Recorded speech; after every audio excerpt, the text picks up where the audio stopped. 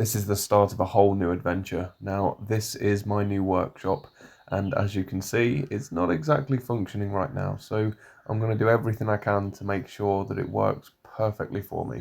As you can see, the height isn't great. I'm 6'3". My head kind of coincides with the level of the beam, which isn't great. And if we take ourselves over here, you can see what I have to deal with.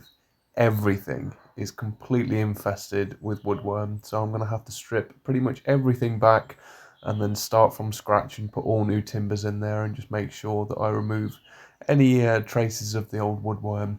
So as you can see here, I'm just starting to rip everything up, and if you just see all the powder that's coming off of it, you can really see how bad the woodworm infestation is. And so at this point I decided to put a mask on because it was just a little bit too much for me.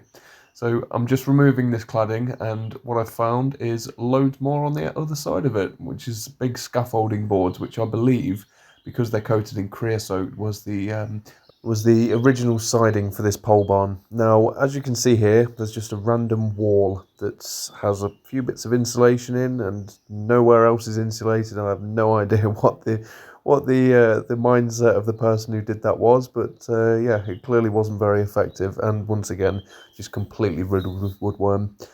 So my plan is today is basically just get all of the sheeting and the woodwork on that one side completely removed, so then I can replace all of the timbers and put the cladding back on.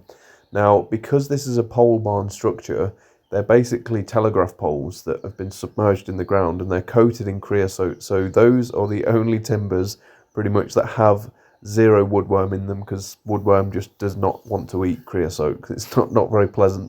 So after removing this whole side of this section of the workshop, it exposes everything, so I'll see what I'm working with, and I'm going to crack on tomorrow.